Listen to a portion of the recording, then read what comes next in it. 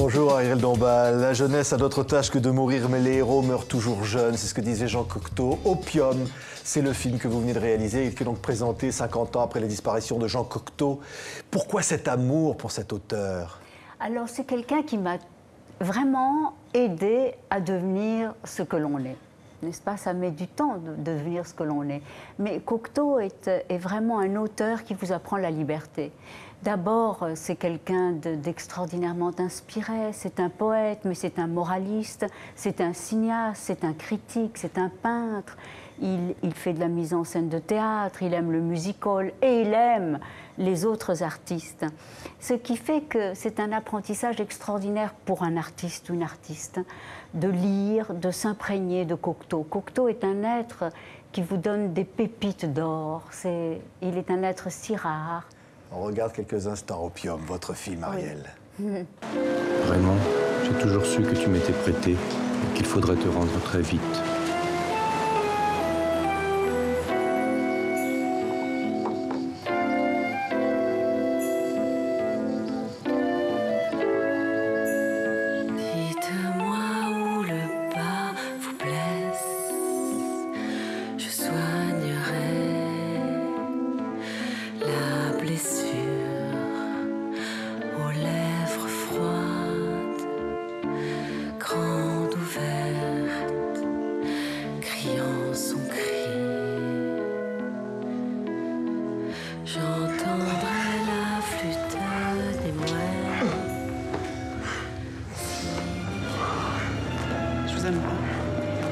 Je vous aime pas du tout. Vous êtes en train de tuer Jean. Je vous préviens, si vous le tuez, je vous tue aussi. On est dans les années 20, Ariel Dombal, il y a cet amour avec Raymond Radiguet de Jean Cocteau, qui est un maître absolu dans ce Paris des années 20. Oui, absolument. Un maître, mais enfin un maître des avant-gardes. C'est aussi quelqu'un d'extraordinairement contesté et moqué et détesté et jalousé. Parce que j'ai pris le Cocteau assez jeune. J'ai pris le Cocteau des années 30, celui qui vit à moitié à l'hôtel Welcome à Villefranche. Et j'ai pris cette partie de la vie du poète où il a écrit ces merveilleux sonnets dont on est parti pour faire le film, qui est un film musical, et ses amours avec Raymond Radiguet. Oui.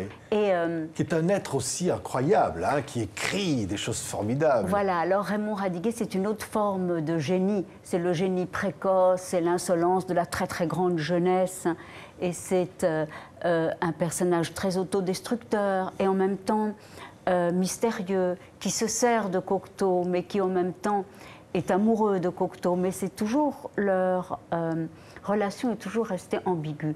Cocteau aimait les hommes de manière très ouverte, d'ailleurs, par les dessins, et puis après, de manière encore plus visible avec le premier couple qu'il a formé avec Jean Marais. Mais cette période-là de sa vie, il est encore très jeune et Radiguet est encore plus jeune. Et j'ai voulu montrer ça par la musique, par ce dépassement de soi. Quand on veut éblouir quelqu'un et qu'on est amoureux, on essaye d'être encore mieux que ce qu'on peut être.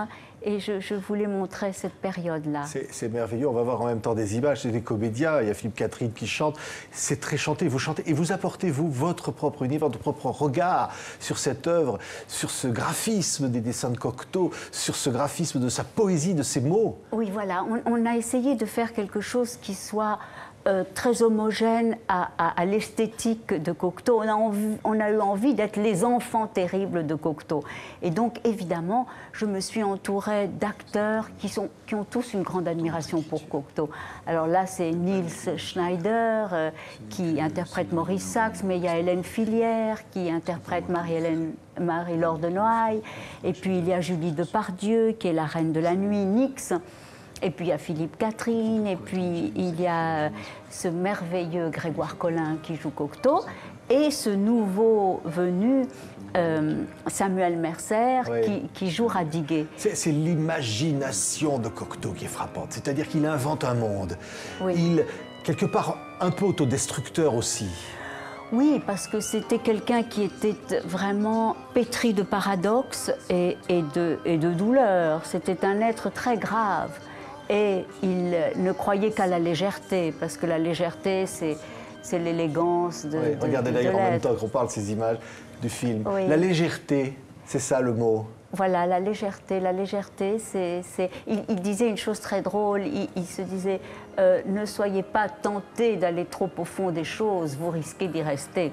Et alors, cette idée que l'on peut traiter de choses graves avec grâce, avec élégance, avec légèreté, ça c'est Cocteau, c'est sa poésie. Et il transgresse, vous parliez de l'homosexualité, il transgresse finalement les mœurs de l'époque. Oui, oui, oui. Et il n'a pas peur finalement de faire scandale. Il n'a pas peur de faire scandale et il aime les artistes. C'est-à-dire que c'est le premier qui commande à Picasso un rideau de théâtre que je montre là pour Parade. Il adore les ballets russes, Diaghilev. Il est le premier qui montre que Nijinsky est vraiment un être tout à fait hors du commun. Il est le premier à accueillir la révolution surréaliste avec Tristan Tzara quand même. Et Breton, après, qui le déteste, hein. Breton devient extraordinairement jaloux de cette audace et veut le mettre hors des rangs des surréalistes. Et l'opium dans tout ça, c'est l'évasion, parce qu'il s'enivre jusqu'à presque en mourir. Oui, alors évidemment, les relations de Cocteau avec l'opium sont très paradoxales, parce que tout ce qui est dans le film, c'est tiré vraiment du journal de Cocteau et d'opium et les sonnets. Il n'y a pas un mot dans le film qui ne soit pas du Cocteau. Et j'ai pris le journal d'une désintoxication juste après la mort de Radiguet, et où il décrit vraiment quel changement de vitesse surtout ça procure de prendre de l'opium. On est dans une autre vitesse, comme si tout à coup on sentait la vitesse par exemple, le mouvement végétaux. Et tous les liens que l'on n'arrive pas à sentir hors de l'opium, là on a une perception du monde complètement différente. Mais c'est une très cruelle amie, la drogue. Et donc, évidemment, il est dans une période d'intoxication et de désintoxication. Et je fais un parallèle avec l'amour aussi, dont on essaye de se protéger, qui est comme une drogue. C'est vrai. Et ce film, c'est Cocteau derrière. C'est l'hommage à cet homme incroyable 50 ans après. Oui, c'est merveilleux. J'ai l'impression, et bon, je remercie évidemment Pierre Berger qui nous a donné les droits et Philippe Evenot qui a mis en musique toute cette merveilleuse poésie qui fait qu'on a pu faire ce film. Je montre l'officiel. Vous voyez la couverture, c'est Jean Cocteau, c'est toute l'équipe avec vous. Et voilà. L'édition des Saints-Pères, je vous montre aussi ça, c'est merveilleux. Ce sont des manuscrits publiés dans un très beau livre, c'est La Belle et la Bête. Merci. On voit son écriture. Et Vincent Darret, qui était mon directeur artistique et qui a fait donc cet officiel avec Karl Lagerfeld pour rendre hommage à Cocteau à travers toute notre troupe. Merci Ariel Dombal. Opium. Merci d'avoir été notre invité.